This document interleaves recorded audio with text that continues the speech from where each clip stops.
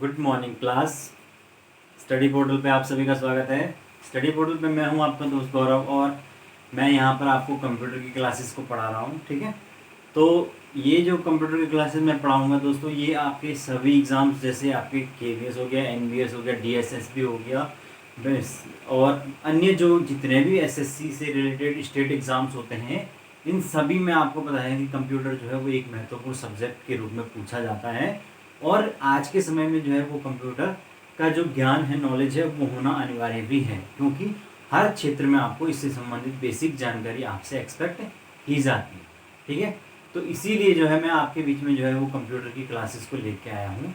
इससे पहले मैंने एक इंट्रोडक्शन क्लास को ले आया हूँ, उसमें मुझे लगता है आपने वो क्लास देखी होगी। ठीक है, और जिन्होंने नहीं देखी वो आप जाके प्लेलिस्ट में उसको देख सकते हैं। उसके बाद जब वो क्लास आप देख लोगे तो फिर मैं ये नेक्स्ट क्लास जो है वो आपके लिए लाया हूँ, जो कि डेवलपमेंट ऑफ कंप्यूटर्स जो है वो किस प्रकार से हुआ उससे रिलेटेड है। ठीक है ना, तो पहले आप वो देखिए, फिर उसके बाद इसको देखना। ठीक है, तो शुरू करने से पहले दोस्तों मैं बता देता हूँ कि आपको अगर किसी भी प्रकार का स्टडी मटेरियल वगैरह चाहिए तो प्रिंटेड नोट्स के रूप में आपको मिल जाएगा। इस व्हाट्सएप नंबर पे आप कांटेक्ट कर सकते हैं।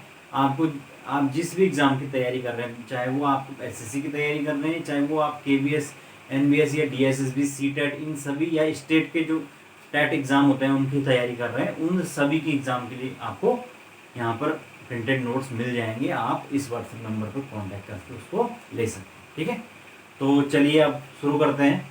Let start. तो हम बात कर रहे थे डेवलपमेंट ऑफ कंप्यूटर। ठीक है ना, कंप्यूटर का विकास, डेवलपमेंट ऑफ कंप्यूटर के बारे में बात कर रहे थे। तो भाई जो डेवलपमेंट ऑफ कंप्यूटर या कंप्यूटर का विकास है, वो मैंने आपको शुरू परसों बताया था कि सबसे पहले जो बनी थी मशीन, उस मशीन का नाम था द अबेकस, जिसका जो आविष्कार है वो बेबीलोन नामक जगह पर हुआ था। और ये क्या था, मेनली एक केवल और केवल इस पे एक मनकी की गोलियां टाइप की रहती थी, उनको खिसका के ये पता करते थे कि कितना जुड़ा है, कितना घटा है, ऐड जोड़ घटाना ये सब कर लेते थे हल्का फुल्का। तो ये पहली एक मशीन, एक कंप्यूटर का इसको कह सकते हैं, पूर्ववर्ती कह सकते हैं। ठीक है ना, उसके बाद जो है वो आई जो है the analytical engine, analytical engine, जिसका जो आविष्कार है वो किया किसने, चार्ल्स बेबेज। Charles Babbage. ठीक है, तो चार्ल्स बेबेज जो थे उन्होंने इसका आविष्कार किया एनालिटिकल इंजन का। एनालिटिकल इंजन क्या था, जिसमें ये ऐसा इंजन था, इंजन कह सकते हैं या डिवाइस कह सकते हैं इसको, जिसमें कि कुछ क्या होता था, पंच कार्ड पे कुछ इंस्ट्रक्शन दे दिए जाते थे और उसके अकॉर्डिंग जो है वो क्या करता था, ये मशीन जो है वो कुछ ऑपरेशंस करने में सक्षम थी। जैसे प्लस करने में सक्षम थी, माइनस, ठीक है, इनटू या गुणा करने में, और आपके डिवाइड, तो ये सब करने में ये सक्षम थी। ठीक है, इस वजह से जो है इसे क्या कहा जाता है, दुनिया का पहला कंप्यूटर कहा जाता है। दुनिया का पहला कंप्यूटर, क्योंकि कंप्यूटर का मतलब क्या होता है, कंप्यूट यानी गणना करना। और जो चार्ल्स बेबेज हैं उनको क्या कहा जाता है, फादर ऑफ कंप्यूटर। ठीक है, तो ये है। ठीक है ना, अब इससे आगे हम बात करते हैं प्रोग्रामिंग की, कि इसमें जो है अब दुनिया में जब खोजें आगे बढ़ी तो इसमें जो एक लेडीज आई, उनका नाम था लेडी एडा अगस्ता। इन्होंने जो है इसमें जो है वो प्रोग्रामिंग की अवधारणा दी। प्रोग्रामिंग की अवधारणा, इसका मतलब ये था कि इन्होंने बोला कि क्यों ना हम क्या किए, अभी तक तो जो एक डिवाइस है ये सपोज कैलकुलेटर की तरह थी और ये जब हम उसको वो एट द टाइम उस पर काम कर रहे हैं तो वो उस चीज़ को याद रख रहा है, उसके बाद वो उस पे फिर से वापस से हमें जो है अगर हमें प्लस करना है तो हमें पूरा का पूरा प्रोग्राम लिखना पड़ता था। तो इन्होंने कॉन्सेप्ट दिया कि क्यों ना उस प्रोग्राम को क्या किया जाए, एक बार में ही सेट कर दिया जाए, तो उसी को प्रोग्रामिंग करना कहते हैं, ठीक है ना। तो इसीलिए जो है ये लेडी अगस्ता है, इनको क्या कहा जाता है, mother of computer program, mother of computer program, ठीक है ना। तो मदर ऑफ कंप्यूटर प्रोग्राम किसको कहा जाता है, लेडी अगस्ता। और इन्होंने ही क्या किया था, बाइनरी सिस्टम्स को शुरुआती तौर पे बताया था, बाइनरी सिस्टम की जन्मदाता। बाइनरी सिस्टम का मतलब होता है 0 और 1 वाला सिस्टम।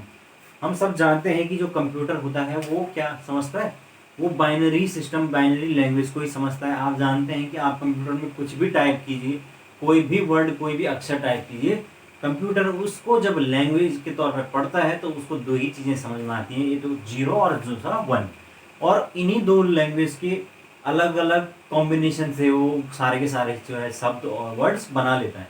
तो उसी को हम क्या कहते हैं, बाइनरी सिस्टम। तो उस बाइनरी सिस्टम की नींव भी एक तरह से किसने डाली थी, लेडी एडा अगस्ता ने, इसलिए इनको बाइनरी सिस्टम का भी जन्मदाता माना जाता है, ठीक है ना। तो इस तरीके से ये शुरुआती कंप्यूटर जो है वो विकास की तरफ बढ़ गए। उसके बाद जो नेक्स्ट हमारे पास कंप्यूटर आया वो था मार्क 1, 1944 में। मार्क फर्स्ट 1944 में जो IBM कंपनी थी, IBM का मतलब होता है इंटरनेशनल बिजनेस मशीन। तो जो IBM कंपनी थी उन्होंने ये मार्क 1 नाम का जो है वो एक कंप्यूटर डेवलप किया, जो कि क्या था, एक मैकेनिकल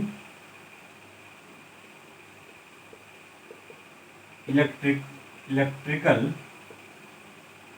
कंप्यूटर, ठीक है ना।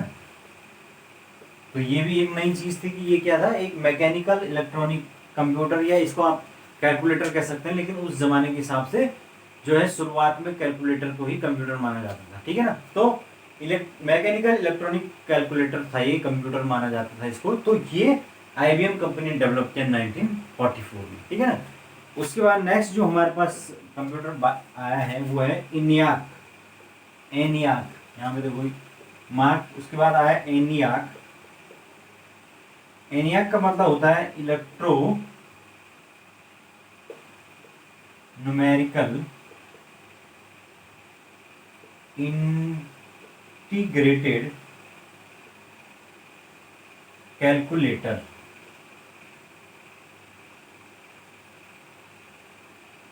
ठीक है ना। तो ये जो एनियाक था ये डेवलप किया गया 1964 में, ठीक है ना। और इसके जो डेवलप करने वाले थे उनका नाम था जॉन मूचली, अमेरिकन वैज्ञानिक थे जॉन मूचली और JP एकर्ट, ठीक है ना। ये जो एनियाक था इलेक्ट्रोन्यूमेरिकल इंटीग्रेटेड कैलकुलेटर, ये क्या था, पहला जो है वो फुल्ली इलेक्ट्रॉनिक कैलकुलेटर, ठीक है ना। पहला फुल्ली इलेक्ट्रॉनिक जो कैलकुलेटर है वो था। और ये जो गणितीय संक्रियाएं हैं, जैसे कि आपका जोड़, घटाना, गुणा, भाग और ये सब करने में वो सक्षम, ठीक है ना। तो इसीलिए इसको पहला जो है फुल्ली इलेक्ट्रॉनिक कहा जाता है, क्योंकि ये इलेक्ट्रॉनिक तरीके से चलता था और अमेरिकी वैज्ञानिकों ने इसका विकास किया, ठीक है ना। आगे चलते हैं।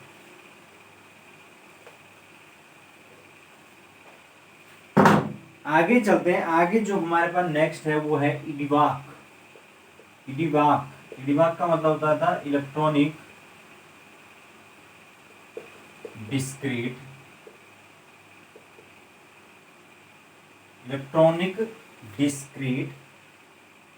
एंड वेरिएबल ऑटोमेटिक कैलकुलेटर, ठीक है ना। इसमें जो है ये क्या अंतर हुआ कि जो इडिबाग पहला वाला बनाया गया था, इडिबाग इनियाक, उसके अंदर जो है वो स्टोरेज नहीं हो पाता था, ठीक है ना। इसीलिए इसमें जो है वो स्टोरेज किया गया किसकी मदद से, प्रोग्रामिंग की मदद से, ठीक है। और उसका जो कॉन्सेप्ट दिया वो है वॉन न्यूमैन। वॉन न्यूमैन ने इसमें कॉन्सेप्ट दिया स्टोर्ड प्रोग्राम,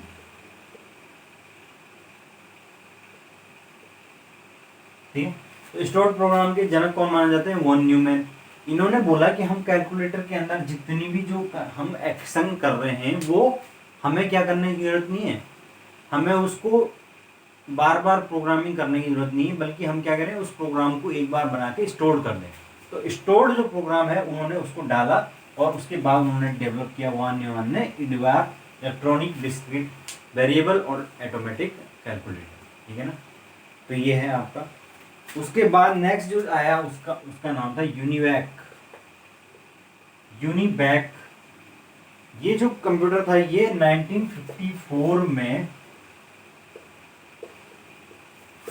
डीईसी के द्वारा डेवलप किया गया, ठीक है ना। Digital electronic communication, digital electric corporation,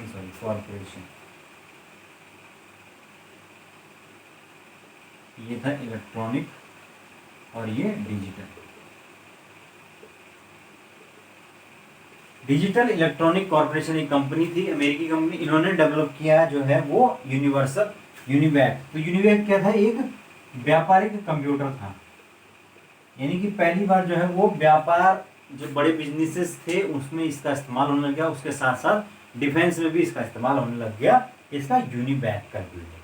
यानी कि ये भाई साइज में बहुत बड़े होते थे कंप्यूटर, ठीक है ना, ये कमरे के जितने कंप्यूटर होते थे, ठीक है। तो इसीलिए ये क्योंकि ये शुरुआती दौर है कंप्यूटर का। उसके बाद आए नेक्स्ट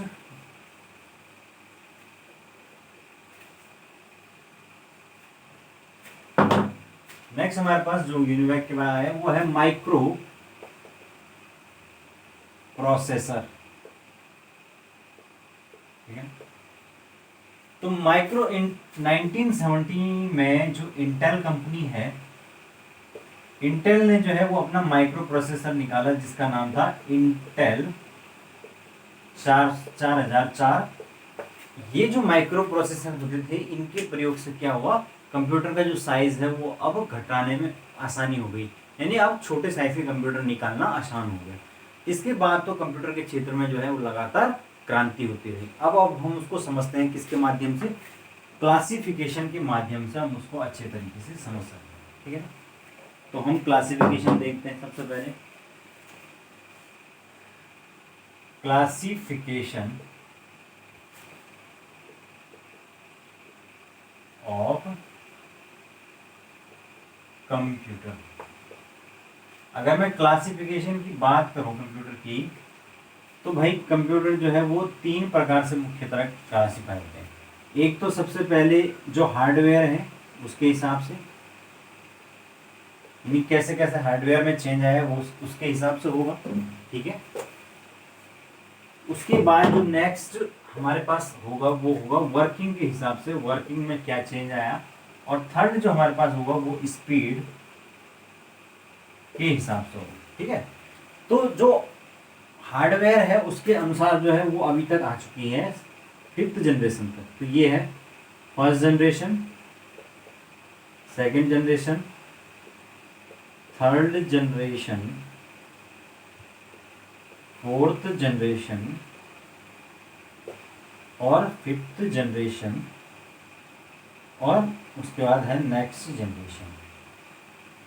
ये है आपका। अगर वर्किंग के हिसाब से देखें तो सबसे पहले आए हमारे एनालॉग कंप्यूटर, फिर आए डिजिटल कंप्यूटर,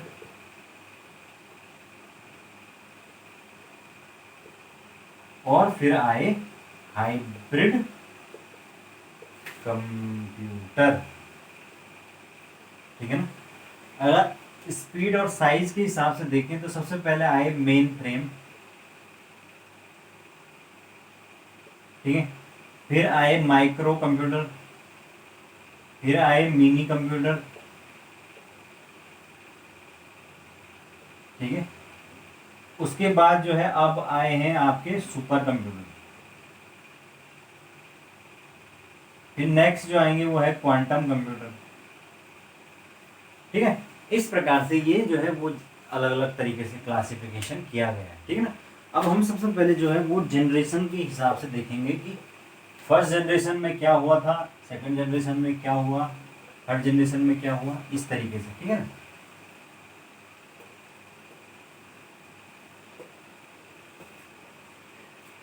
तो सबसे पहले प्रथम पीढ़ी के कंप्यूटर, ठीक है, फर्स्ट जनरेशन कंप्यूटर, ये आए आपके कौन सा, कब से कब तक, 1942 से लेकर 1955 तक का जो टाइम था वो था फर्स्ट जनरेशन। जो फर्स्ट जनरेशन कंप्यूटर थी उनकी सबसे खास बात क्या थी कि उसमें जो है वो इस्तेमाल किया जाता था किसका, वैक्यूम ट्यूब का, वैक्यूम ट्यूब, इसको कहते हैं निर्वात ट्यूब, निर्वात ट्यूब का इस्तेमाल किया जाता था, ठीक है ना। और स्टोरेज की जो होता था वो किसकी सहायता से होता था, पंच कार्ड या पेपर कार्ड की मदद से स्टोरेज होता था, ठीक है। अगर हम सॉफ्टवेयर की बात करें, सॉफ्टवेयर में इसमें जो है वो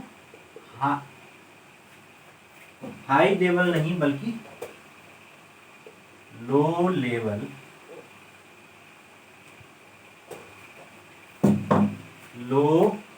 लेवल मशीन लैंग्वेज या उसको हम असेंबली लैंग्वेज भी कहा जाता है, असेंबली लैंग्वेज का प्रयोग सॉफ्टवेयर बनाने में किया गया इस टाइम पर, ठीक है। तो ये शुरुआती दौर था और इसलिए चूंकि ये वैक्यूम ट्यूब जो है वो बहुत भारी भारी होते थे, बड़े बड़े, इसीलिए जो कंप्यूटर थे वो भी क्या होते थे, बड़े आकार के और ऊर्जा की अधिक खपत,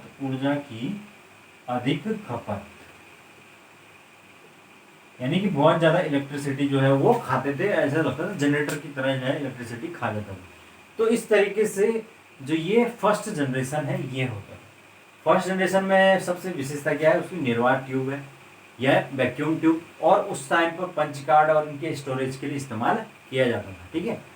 और इसका जो प्रथम पीढ़ी के एग्जाम्पल है ये वही है जो मैंने आपको अभी बताया, जैसे उसमें क्या था, यूनिवैक था, ईडीवैक, और तीसरा जो है वो आपका इनियाक,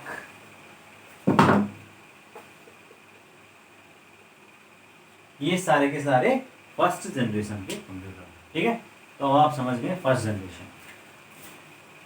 नेक्स्ट जनरेशन हमारे पास 55 से लेकर 64 तक की जो है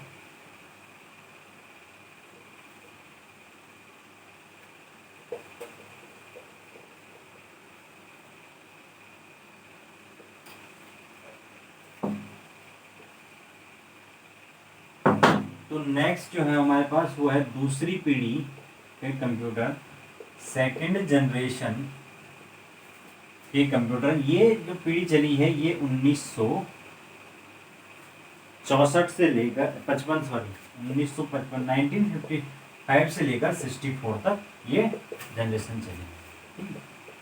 इस जनरेशन में जो है वो वैक्यूम ट्यूब जो है उसकी जगह पर जो है वो आपके सेमीकंडक्टर ट्रांजिस्टर का यूज होने लग गया, ट्रांजिस्टर का प्रयोग होने लग गया, ठीक है ना। यानी कि अब वैक्यूम ट्यूब की जगह जो स्थान लिया वो किसने लिया, सेमीकंडक्टर ट्रांजिस्टर ने प्रयोग करने लग गया। और स्टोरेज के लिए जो है वो अब पंच कार्ड वगैरह का इस्तेमाल गया, बल्कि इनमें इसमें अब इस्तेमाल होने लग गया किसका, मैग्नेटिक डिस्क का इस्तेमाल। मैग्नेटिक जो डिस्क होती है वो अब प्रयोग में लाई जाने लगी किसके, स्टोरेज के लिए। ठीक है, जो ये जो है ये इसके इस्तेमाल से जो है वो कंप्यूटर क्या हो गए, अपेक्षाकृत छोटे हो गए, आकार में छोटे हो गए और कम बिजली खपत, यानी कि इलेक्ट्रिसिटी को भी अब कम कंज्यूम करने लगे सेकेंड जनरेशन में। सेकेंड जनरेशन में जो है वो 1956 में जो IBM है उसने एक कंप्यूटर डेवलप किया जिसका नाम था PDP, है ना। इसका मतलब था प्रोग्राम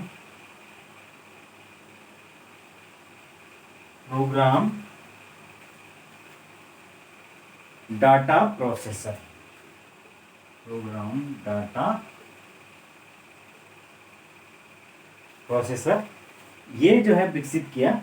और ये क्या था, एक तरह से हाँ एक ये मिनी कंप्यूटर था, मिनी कंप्यूटर। ठीक है, तो इस तरीके से ये जो है वो सेकेंड जनरेशन में चेंजेस आए। सेकेंड जनरेशन में और क्या क्या हुआ, इसमें जो है वो अब लैंग्वेज में इस्तेमाल होने लग गई है। सॉफ्टवेयर जो लैंग्वेज बनाया जाता था वो हाई लेवल असेंबली लैंग्वेज में बनाया जाने लगा।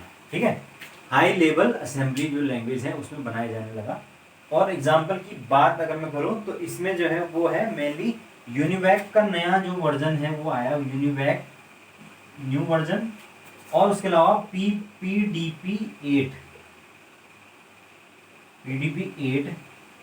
फिर एक IBM ने भी लॉन्च किया, IBM उसका नाम था IBM 1401। इस तरीके से इसमें सेकेंड जनरेशन में चेंजेस कंप्यूटर के अंदर आए, यानी कि आकार में थोड़ा कमी आ गई, एनर्जी खपत जो है एनर्जी एफिशिएंसी बढ़ गई, इलेक्ट्रिसिटी को कम खाने लग गया। उसके अलावा जो है क्योंकि अब जो है पंच कार्ड जो मैग्नेटिक डिस्क प्रयोग होने लगी तो थोड़ा बहुत स्टोरेज भी बढ़ गया। ठीक है ना, और उसके अलावा सेमीकंडक्टर ट्रांजिस्टर का प्रयोग होने लग गया। ठीक है, तो ये है आपका सेकेंड जनरेशन। नेक्स्ट चलते हैं हम थर्ड जनरेशन।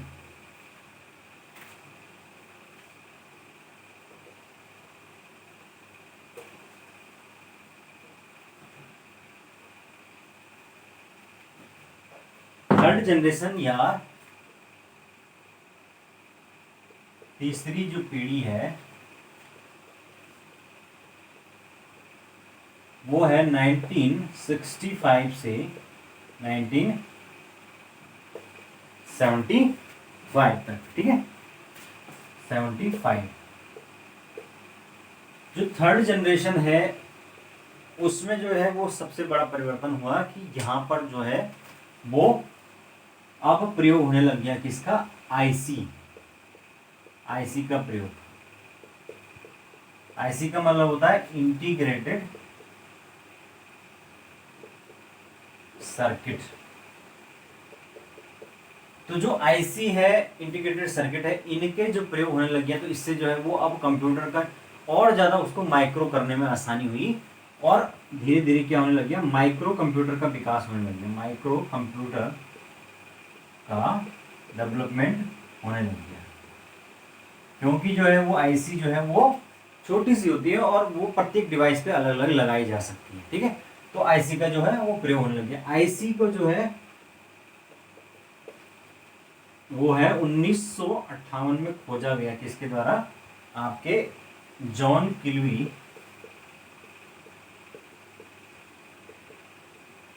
और रॉबर्ट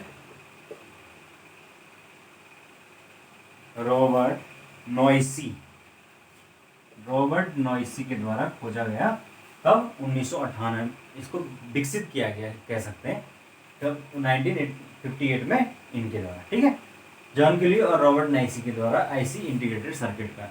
तो आईसी के प्रयोग ने इस तरह से एक तरह से इसमें एक चमत्कारी परिवर्तन लाया, ठीक है ना। उसके अलावा अब जो है वो इस्तेमाल होने लग गए इनपुट डिवाइसेस के लिए, इनपुट के लिए जो है वो कीबोर्ड्स का इस्तेमाल होने लगे। अब तक तो सारा एक साथ ही आता था, अब कीबोर्ड्स का आउटपुट के लिए हमारे पास मॉनिटर्स आ गए, ठीक है ना, इस तरीके से। उसके अलावा जो है वो रैम का प्रयोग होने लग गया। रैम का प्रयोग, रैम का मतलब होता है रैंडम एक्सेस मेमोरी। जो है रैम क्या है कि जब कंप्यूटर काम करता है तो हम जब वर्किंग कर रहे होते हैं तो उस टाइम पर जो मेमोरी है वो एट द टाइम जो है वो रैम में स्टोर होती रहती है, रैम में कार्य करती है, और जैसे ही हम उसको सेव कर लेते हैं तो वो फिर परमानेंट स्टोरेज, सेकेंडरी स्टोरेज में चला जाता है, ठीक है। तो जब हम वर्क कर रहे होते हैं तो हमारी वर्किंग मेमोरी रैम होती है। तो रैम जो है वो क्या करती है, हमारे प्रोसेसर को हेल्प करके प्रोसेस को आसान बनाती है, हमें कार्य करने में मदद करती है और कंप्यूटर को और ज़्यादा स्मूथ बनाती है। तो जो रैम है वो यहीं से प्रयोग होने लगी। इसके भी और क्या चीज़ें होती हैं और स्टोरेज वो मैं बाद में बताऊंगा जब स्टोरेज हम पढ़ेंगे। फिलहाल आप ये समझिए कि रैम का जो प्रयोग यानी random access memory at the working memory होती है, ये इसका प्रयोग होने लगे, ठीक है ना। उसके अलावा जो है यहाँ पर अब मैग्नेटिक जो हमारे प्रयोग में होती थी आपकी मैग्नेटिक डिस्क, ये जिसको हम कहते हैं कि वो मेमोरी जो है मेमोरी वो उसके क्षमता में वृद्धि हो गई, क्षमता में वृद्धि हो गई। मैग्नेटिक डिस्क का मतलब होता है जो फ्लॉपी डिस्क वगैरह पहले यूज़ की जाती थी वो एज ए मेमोरी के लिए यूज़ की जाती थी। उनकी क्षमता उस जमाने के हिसाब से बहुत ज़्यादा लगती थी, एमबी में होती थी, लेकिन आज के समय से वो कुछ भी नहीं, ठीक है ना। तो ये जो मैग्नेटिक डिस्क है इनकी कैपेसिटी में भी अब वृद्धि होने लग गई, ठीक है। तो इस प्रकार से ये कुछ इंपॉर्टेंट चेंजेस हुए। उसके अलावा अगर मैं बात करूँ तो यहाँ पर जो है वो आपके हाई लेवल लैंग्वेज जो है वो डेवलप होने लग गई, जिसका एक दो जो लैंग्वेज है उसके नाम लिख लेता हूं मैं, जिसमें जो है वो प्रोग्रामिंग की जाती थी। प्रोग्रामिंग के लिए जो नई लैंग्वेज है वो डेवलप होने लगी, जिसमें पहली लैंग्वेज थी बेसिक एक प्रोग्रामिंग लैंग्वेज है, ठीक है। उसके अलावा पास्कल, ये सब जो है वो प्रोग्रामिंग के लिए इस्तेमाल की जाती हैं, जैसे कि आज वर्तमान में जावा, C++ ये सब इस्तेमाल की जाती है, वैसे ही ये लैंग्वेज होती है प्रोग्रामिंग की, तो ये भी डेवलप हुई। तो इस प्रकार से आप देख सकते हैं कि थर्ड जनरेशन के अंदर जो है वो काफ़ी एक परिवर्तन की एक लहर उत्पन्न हो गई थी, और वहाँ पर जो है एक तो कंप्यूटर जो है वो आईसी के डेवलपमेंट से बहुत छोटे नॉर्मल आकार के आने लग गए थे, ठीक है, और ऊपर से उनका जो है वो इलेक्ट्रिसिटी कंजम्पशन भी अब कम हो गया था, और उसके अलावा इन पे आउटपुट और इनपुट डिवाइसेस इस्तेमाल होने लग गई थी। इसका मतलब अब ये सुविधाजनक हो गया था, और साथ ही साथ इसमें आपके ये जो रैम है रैंडम एक्सेस मेमोरी, इसका प्रयोग होने लग गया, ठीक है। तो ये हमारे कुछ चेंजेस आए, और इसका जो उदाहरण है वो IBM उदाहरण मतलब जो वहाँ पर कंप्यूटर आए थे वो है IBM 360, ठीक है ना। उसके अलावा PDP प्रोग्राम डेवलप्ड प्रोग्राम, तो ये जो है 11 ये सारे जो है वो फोर्थ जनरेशन के अंदर कंप्यूटर आए, थर्ड जनरेशन में, ठीक है। नेक्स्ट हमारे पास जो है वो चौथी पीढ़ी के कंप्यूटर आए, फोर्थ जनरेशन।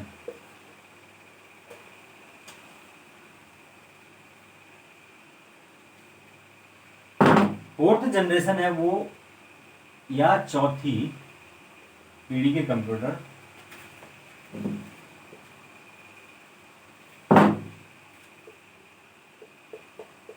फोर्थ जनरेशन ये चला आपका 1976 से लेकर 1989 तक चला, ठीक है ना। यहाँ पर जो है वो अब कंप्यूटर के क्षेत्र में जो है वो अब क्रांतिकारी परिवर्तन आ गए, ठीक है। यहाँ पर सबसे पहले जो है वो अब आईसी से आगे जो है वो माइक्रो प्रोसेसर डेवलप हुए, माइक्रो प्रोसेसर, ठीक है। क्योंकि जो है वो सारे कंप्यूटर के जो जितने भी काम होते हैं वो किसके थ्रू होते हैं, प्रोसेसर के थ्रू, और प्रोसेसर पहले इतने बड़े बड़े होते थे, लेकिन जब आईसी डेवलप हो गई तो बहुत सारी आईसी है उनको जोड़कर एक छोटे छोटे जो है वो माइक्रो प्रोसेसर बनाए जाने लगे। ठीक है, तो माइक्रो प्रोसेसर है उसका आविष्कार हुआ। ठीक है, और उसका प्रयोग किया जाने लगा। उसके अलावा जो है वो मल्टीटास्किंग, ठीक है ना, कंप्यूटर में जो है वो अब मल्टीटास्किंग का प्रयोग, मल्टीटास्किंग का प्रयोग, यानी कंप्यूटर के अंदर अब इतनी क्षमता आ चुकी थी कि एक साथ उस पर कई सारे काम हो सकते थे। म्यूजिक भी सुनो, उसके साथ रिकॉर्डिंग करो, उसके साथ वीडियो चलाओ, उसके साथ कुछ और करो, और उसके साथ माइक्रोसॉफ्ट ऑफिस चलाओ। ये सारे के सारे जो काम है वो एक साथ होने लग गए थे किसमें, फोर्थ जनरेशन में, क्योंकि अब कंप्यूटर जो है वो मल्टी टास्किंग हो गए थे। प्लस इसकी जो स्पीड है वो भी अब बढ़ चुकी थी। ठीक है ना, ये मैं बताना भूल गया कि फर्स्ट जनरेशन में जो है वो मिली सेकेंड में स्पीड थी, उसके बाद जो है वो माइक्रो सेकेंड में स्पीड हुई। ठीक है, फिर उसके बाद यहाँ पर आते आते जो है वो स्पीड जो है वो कंप्यूटर की हो गई है नैनो सेकेंड। नैनो सेकेंड का मतलब कैलकुलेशन करने की जो स्पीड है वो नैनो सेकेंड तक पहुंच गई थी कंप्यूटर की, कहाँ तक, फोर्थ जनरेशन में आते आते। ठीक है ना, तो ये इसमें महत्वपूर्ण चेंजेस हुए। उसके अलावा जो यहाँ पर चेंज हुआ वहां पर जो है वो मैग्नेटिक डिस्क की स्थान पर सेमीकंडक्टर डिस्क का प्रयोग। सेमीकंडक्टर जो डिस्क है उसमें जो है हमारी आती है हार्ड डिस्क हो गया, फ्लॉपी डिस्क हो गया। सेमीकंडक्टर डिस्क जो है वो इस्तेमाल होने लगी है, और क्योंकि अब स्टोरेज की कैपेसिटी वो बढ़ गई थी किसकी तरफ से, ये सेमीकंडक्टर डिवाइसेस की मदद से। क्योंकि जो मैग्नेटिक डिस्क होती थी इनकी कैपेसिटी बहुत कम होती थी, लेकिन बाद में जब ये हार्ड डिस्क का कॉन्सेप्ट आया तो उसके बाद जो है वो स्टोरेज कैपेसिटी बहुत ज़्यादा बढ़ गई कंप्यूटर में। ठीक है ना, ये जो है वो फोर्थ जनरेशन में हुआ। उसके अलावा फोर्थ जनरेशन में जो है 1981 में जो IBM है उसने अपना पहला पीसीबी डेवलप किया। 1981 में IBM कंपनी जो है उसने अपना पहला पीसी या पर्सनल कंप्यूटर, जिसको वो कहते थे मिनी कंप्यूटर कहते थे, तो वो मिनी कंप्यूटर उसी को उन्होंने कहा कि ये पहला पीसी है या पर्सनल कंप्यूटर जो हम घरों में इस्तेमाल करते हैं, वो है IBM कंपनी द्वारा निकाला गया। ठीक है, उसके बाद जो है अब माइक्रोसॉफ्ट जो है वो भी पीछे नहीं रही, तो माइक्रोसॉफ्ट ने क्या किया, अपने अपने अपने ऑपरेटिंग सिस्टम के क्षेत्र में अपना वो किया। जो माइक्रोसॉफ्ट है उसने जो है वो डेवलप किया यहाँ पर ऑपरेटिंग सिस्टम,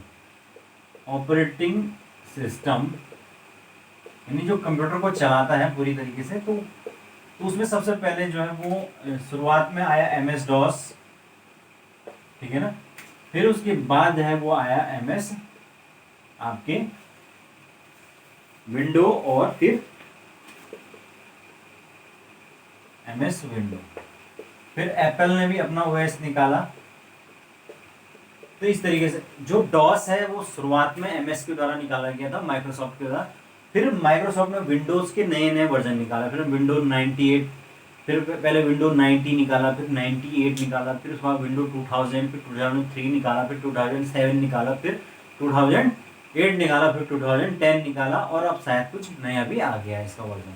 तो इस तरीके से जो है वो आपके जो ऑपरेटिंग सिस्टम है उसमें भी चेंजेस आते रहे। ठीक है, और माइक्रोसॉफ्ट ने ही इसी में पहले से काम किया है ऑपरेटिंग सिस्टम में। ठीक है ना, तो इसलिए आज के समय में वो जो ऑपरेटिंग सिस्टम है वो उसमें काफ़ी डेवलप है। ठीक है, उसके अलावा जो यहाँ पर प्रयोग होने लग गया है वो आपके ग्राफिकल यूजर इंटरफेस का इस्तेमाल होने लग गया। ग्राफिकल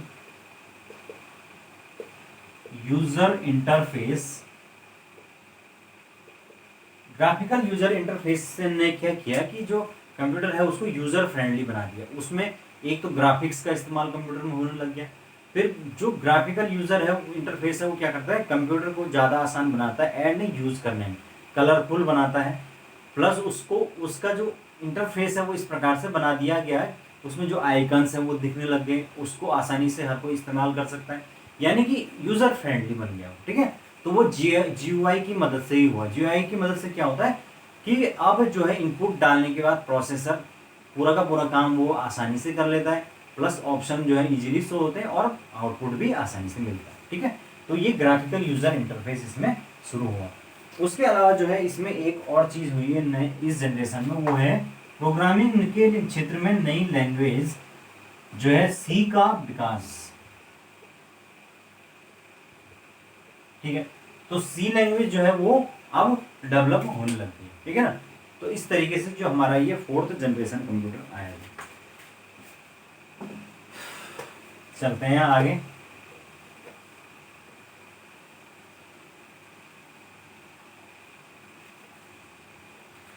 फोर्थ जनरेशन के बाद जो हमारी नेक्स्ट जनरेशन आई वो है 5th जनरेशन, 5वीं पीढ़ी। और 5वीं जो पीढ़ी है दोस्तों वो 1998 के बाद या 90 के बाद और अब तक यही वाली जो जनरेशन हमारी चली आ रही।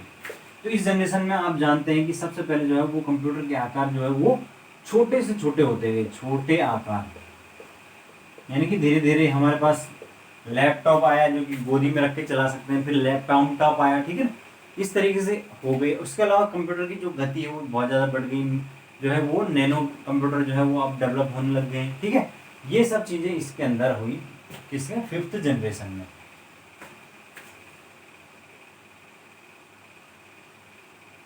5th जनरेशन में ये सब चीज़ें डेवलप हुई। ठीक है, उसके अलावा जो है 5वीं जो जनरेशन है उसमें नई चीज़ क्या हुई, उसमें जो है वो हमारे स्टोरेज के लिए जो नई नई डिवाइसेस जो है वो डेवलप हुई। स्टोरेज की नई नई डिवाइसेस, जैसे कि हमारे आपके सीडी यानी कॉम्पैक्ट डिस्क, उसके बाद डीवीडी आई जो है डिजिटल वर्सटाइल डिस्क जो है वो आई। उसके अलावा आती है ब्लू रे डिस्क। ठीक है, ये सब जो है नई नई स्टोरेज डिवाइस आई। उसके अलावा जो है वो आई नए डिवाइसेस में वो आई पेन ड्राइव्स आई, जिन्होंने जो है वो स्टोरेज की जो है कैपेसिटी को बढ़ा दिया। रैम की जो क्षमता है वो बढ़ गई धीरे धीरे। वो है शुरुआत में आपने देखा होगा जब शुरू के कंप्यूटर जो किसी के पास होंगे तो उनमें 512 MB इस तरीके से रैम होती थी, लेकिन धीरे धीरे उसकी क्षमता भी बढ़ती गई। आज हमारे पास मोबाइल में ही क्या है 4 GB तक, 5 GB 6 GB तक रैम के जो है वो उपलब्ध है, और कंप्यूटर में उससे ज़्यादा रैम उपलब्ध है। ठीक है ना, तो क्षमता में वृद्धि होती गई धीरे धीरे तब से लेकर और अब तक। ठीक है, उसके अलावा जो हमारे पास और क्या क्या हुआ, मल्टीमीडिया का जो विकास हुआ, तो उससे क्या हुआ, मल्टीमीडिया हो गया, एनिमेशन, ये सब जो है वो डेवलपमेंट होने से कंप्यूटर का प्रयोग जो है वो एजुकेशन में होने लग गया आपके, और एंटरटेनमेंट क्षेत्र में। अभी तक सिर्फ काम के क्षेत्र में होता था, अब एजुकेशन और एंटरटेनिंग के लिए जो है वो कंप्यूटर का इस्तेमाल होने लगे, क्योंकि डिफरेंट टाइप के जो है आपके सॉफ्टवेयर्स भी मार्केट में आ चुके थे। ठीक है, और ये तब से लेकर अब तक लगातार प्रोसेस चला आ रहा है। उसके अलावा जो इस जनरेशन में नए चेंजेस में बताऊं तो उसमें हमारे पास जो है वो एक तो जो है वो जो इंटरनेट है उसका तेजी से प्रसार हुआ। जो www यानी कि वर्ल्ड वाइड वेब है उसका आविष्कार हुआ, और इंफॉर्मेशन का एक तरह से सूचना का एक हाईवे बन गया इंटरनेट के माध्यम से। धीरे धीरे सोशल मीडिया का आविष्कार हुआ, और सोशल मीडिया ने जो है वो एक तरह से चमत्कार कर दिया इस क्षेत्र में। हम सब जानते हैं कि आज के समय में सूचनाएं जो है वो किस तेजी से फैलती हैं। अगर एक छोटी सी भी बात हो तो किस प्रकार से वो उस पर अमेरिका का राष्ट्रपति एक ट्वीट कर दे तो पूरी दुनिया के अंदर जो है वो खलबली मच जाती है, और पूरी दुनिया के अंदर 1 सेकंड के अंदर वो खबर पहुंच जाती है। तो ये सारा जो कमाल है वो है सोशल मीडिया का, हमारे जो है वो इंटरनेट का, उसका प्रयोग है, और इसीलिए उसको क्या कहा जाता है, इंफॉर्मेशन हाईवे कहा जाता है। ठीक है, तो ये इसमें चेंजेस आए। ठीक है, तो कुल मिला के बड़े लेवल पर जो है चेंजेस वो 5th जनरेशन में ही देखने को मिले हैं। ठीक है, जो कंप्यूटर के साइज को लेकर हो, चाहे स्पीड को लेकर हो, चाहे वो इंटरनेट के क्षेत्र में क्रांति को लेकर हो। ठीक है, आज के समय में हम देखते हैं कि अब जो है नए जो जनरेशन है, अब जो कंप्यूटर आ रहे हैं धीरे धीरे, उसमें हमने देखा कि किस प्रकार से जो है वो अब artificial intelligence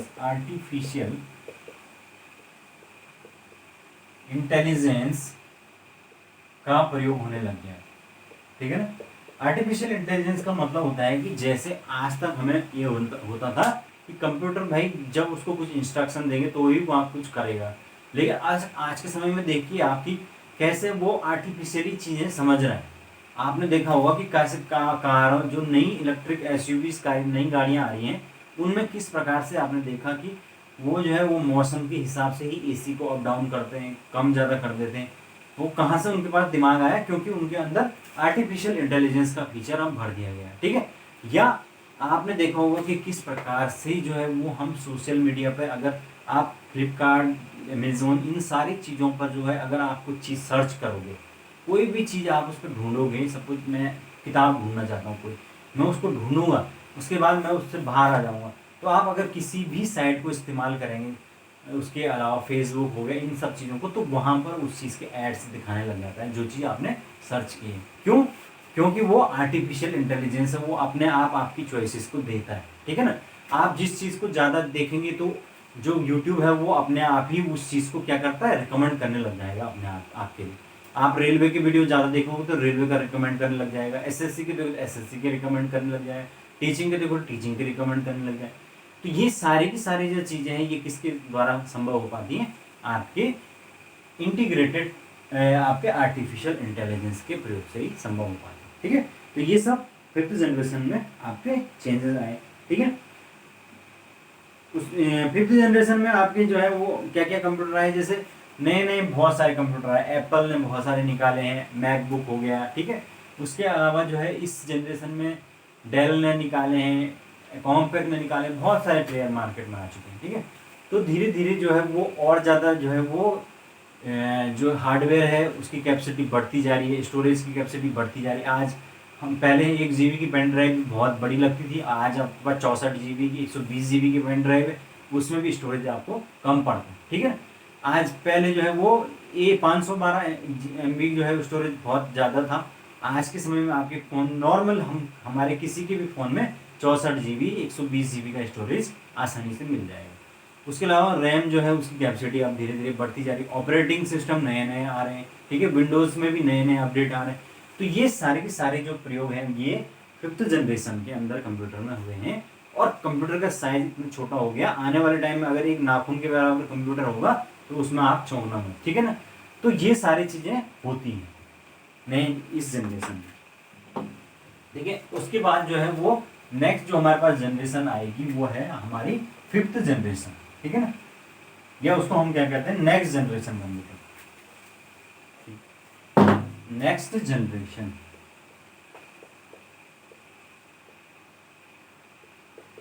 next generation computer, भाई नेक्स्ट जनरेशन कंप्यूटर में सबसे पहले आता है आपके नैनो कंप्यूटर। नैनो कंप्यूटर, तो जो ये नैनो कंप्यूटर होते हैं ये नैनो टेक्नोलॉजी पर बेस होते हैं, जो कि क्या करेंगे, कंप्यूटर की साइज को धीरे धीरे धीरे इतना कम कर देंगे कि आप उसको जेब में लेके घूमेंगे, ठीक है ना। तो इस प्रकार से जो नैनो टेक्नोलॉजी है उसने क्या किया है, आज आप देखते हैं कि जो सिम है वो तोड़ तोड़ के इतनी छोटी सी हो गई है, अब उसको इतनी सी इस्तेमाल करते हैं। तो धीरे धीरे क्या हो रहा है, उसको और छोटा करते जा रहे हैं ताकि वो छोटी जगह पर भी फिट हो जाए, ठीक है। तो यही है आपका नैनो टेक्नोलॉजी, धीरे धीरे बड़ी चीज़ को छोटे छोटे में आपको लेके आना है, ठीक है। तो ये नैनो टेक्नोलॉजी है, ये आप धीरे धीरे भविष्य में बढ़ती जाएगी। उसके अलावा जो नेक्स्ट हमारे पास आने वाली चीज़ें हैं वो है क्वांटम कंप्यूटिंग।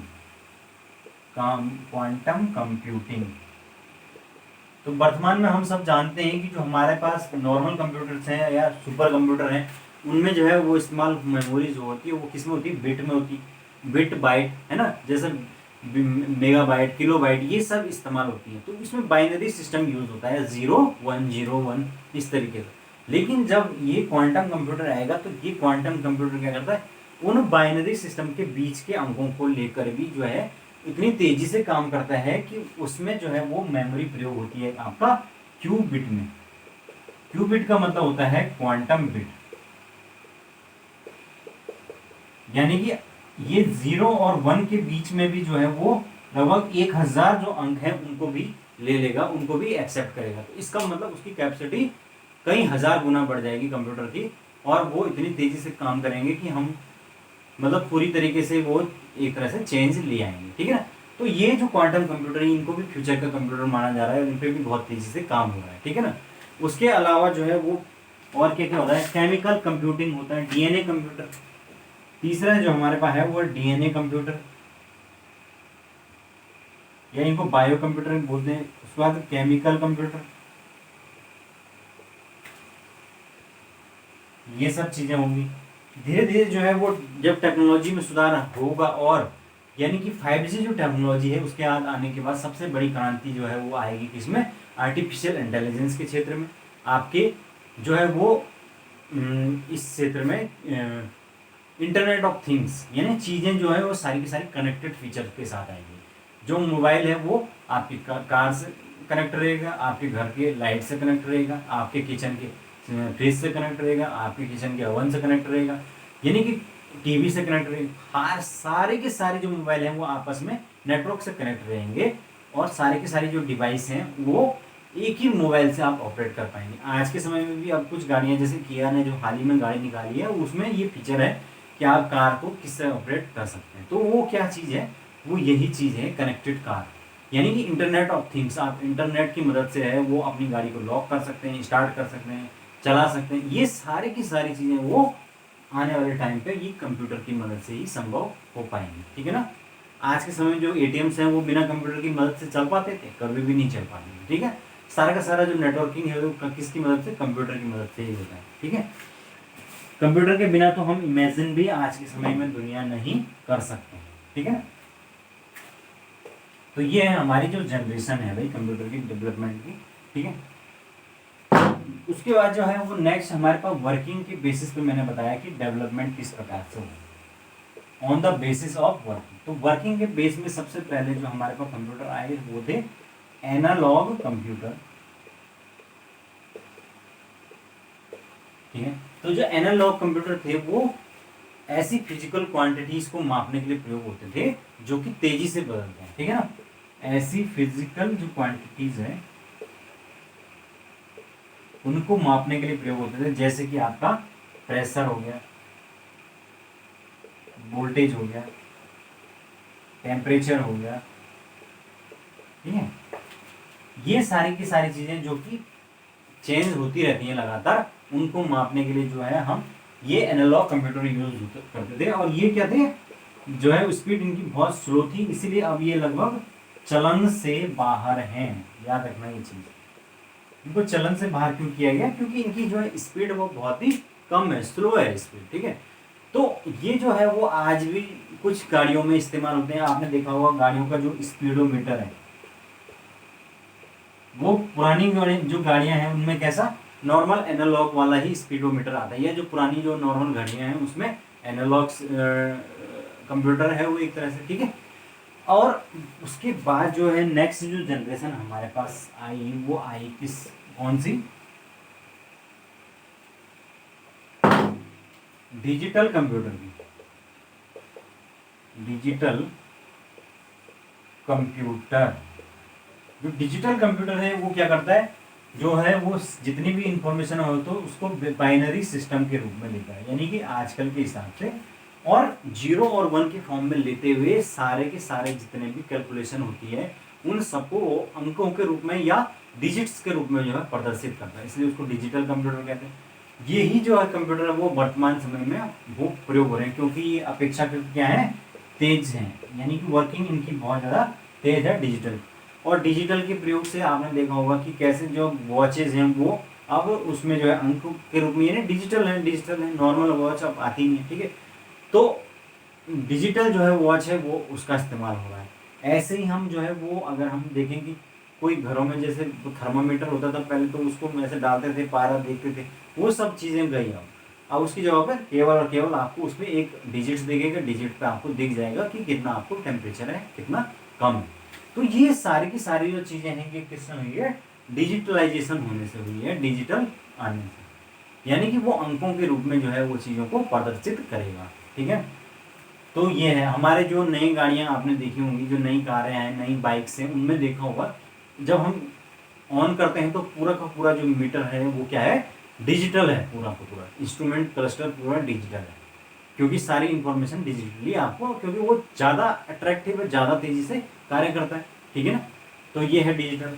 और तीसरे जो प्रकार के कंप्यूटर हमारे पास आए हैं वो हैं हाइब्रिड कंप्यूटर।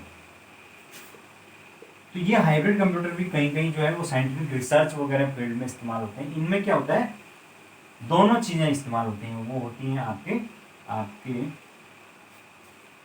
जो है एनालॉग प्लस डिजिटल। जो नॉर्मल काम होते हैं वो इनपुट आउटपुट संबंधी वो एनालॉग सिग्नल से ही कर लेते हैं, जबकि जो प्रोसेसिंग का काम है वो डिजिटली किया जाता है इस प्रकार के कंप्यूटरों में। इनका इस्तेमाल साइंटिफिक रिसर्च, हॉस्पिटल्स, बिल्डिंग, बड़ी बड़ी ऑफिसेज, इनमें इस्तेमाल होता है। ठीक है, तो ये आपके वर्किंग के हिसाब से 3 प्रकार से होंगे आपके, नॉर्मल एनालॉग, आपका डिजिटल और हाइब्रिड। हाइब्रिड दोनों का मिक्सचर होता है। ठीक है, तो ये है हमारे पास डेवलपमेंट ऑफ कंप्यूटर। ठीक है ना। तो दोस्तों मेरे ख्याल से आप लोगों को आज काफ़ी कुछ समझ में आया होगा कंप्यूटर, डेवलपमेंट ऑफ कंप्यूटर के बारे में।